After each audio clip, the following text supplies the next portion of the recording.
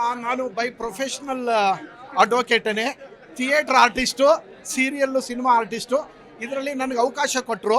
ನಾನು ಅವ್ರಿಗೆ ಹೇಳಿದೆ ಕೆಲವೊಂದು ನೀವು ಡೈಲಾಗ್ಸ್ನ ತಿದ್ದುಪಡಿ ಮಾಡಬೇಕು ಅಂತ.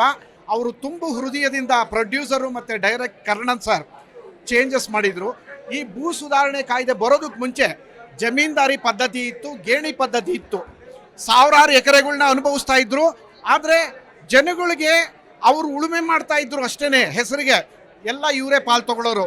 ಈ ಭೂ ಸುಧಾರಣೆ ಕಾಯ್ದೆ ಬಂದಾದ ಮೇಲೂ ಅವ್ರಿಗೇನು ಸಮರ್ಪಕವಾಗಿ ಅವ್ರಿಗೆ ಪರಿಹಾರ ಸಿಗಲಿಲ್ಲ.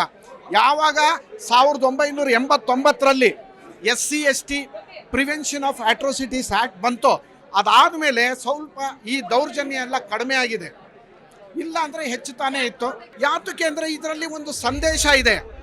ಡಾಕ್ಟರ್ ಬಾಬಾ ಅಂಬೇಡ್ಕರ್ ಅವರು ತುಂಬ ಆ ಶೋಷಣೆ ಪದ್ಧತಿನ, ದೌರ್ಜನ್ಯ ಅವ್ರ ಮೇಲೆ ಜರುಗಿದ್ದನ್ನೆಲ್ಲ ಅನುಭವಿಸ್ಕೊಂಡು ಬಂದು ಸಂವಿಧಾನ ರಚನೆ ಆದಾಗ ಈ ಪದ್ಧತಿಯೆಲ್ಲ ನಿರ್ಮೂಲನ ಆಗಬೇಕು ಅಂತ ಅದಕ್ಕೋಸ್ಕರ ಹೋರಾಡಿ ಮತ್ತೆ ತನ್ನ ಸಹೋದ್ಯೋಗಿಗಳ ಜೊತೆ ಒಂದು ಸಂವಿಧಾನನ ಏನು ರೂಪಿಸಿದ್ರು ಅದಕ್ಕೋಸ್ಕರ ಆದರೂ ಜನಗಳು ನೋಡಲೇಬೇಕು.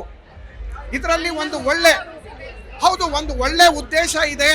ಬೇರೆ ಸಿನಿಮಾಗಳು ನೋಡೋದಕ್ಕಿಂತ ಈ ಕನ್ನಡದಲ್ಲಿ ಒಂದು ಅದ್ಭುತವಾದ ಸಂದೇಶನ ಸಮಾಜಕ್ಕೆ ಪ್ರೊಡ್ಯೂಸರು, ಡೈರೆಕ್ಟ್ರು ಕೊಟ್ಟಿದ್ದಾರೆ. ಹಾಗೆ ರಾಕೇಶ್ ದಳವಾಯಿ ಅವರು ನೀನಾಸಂನಿಂದ ಬಂದಿರೋರು, ರಂಗಭೂಮಿ ಕಲಾವಿದ. ಅವ್ರಿಗೆ ಒಳ್ಳೆ ಉಜ್ವಲ ಭವಿಷ್ಯ ಇದೆ. ದಯವಿಟ್ಟು ಎಲ್ಲ ಕನ್ನಡಿಗರು ಈ ಕನ್ನಡ ಸಿನಿಮಾನ ನೋಡಿ ಇದೊಂದೇ ಅಲ್ಲ, ಎಲ್ಲ ಕನ್ನಡ ಚಿತ್ರಕ್ಕೂ ಪ್ರೋತ್ಸಾಹ ಕೊಡಬೇಕು. ಜಿ ಕನ್ನಡ ನ್ಯೂಸ್ ಈಗ ನಿಮ್ಮ ಮನೆಯಲ್ಲೇ ನೋಡಿ. ಎಲ್ಲ ಕೇಬಲ್ಗಳಲ್ಲಿ ಈಗ ಲಭ್ಯ.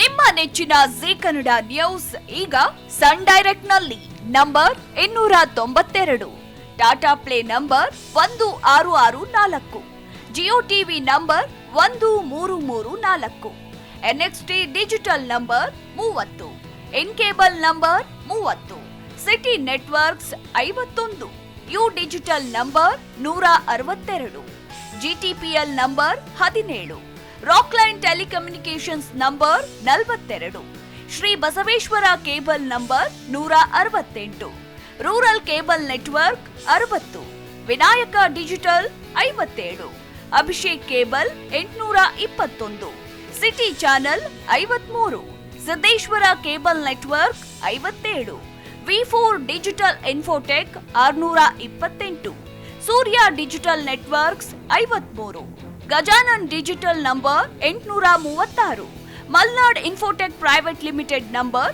56, metrocast number 830, victory digital number 167ರಲ್ಲಿ ನೋಡಿ ಆನಂದಿಸಿ.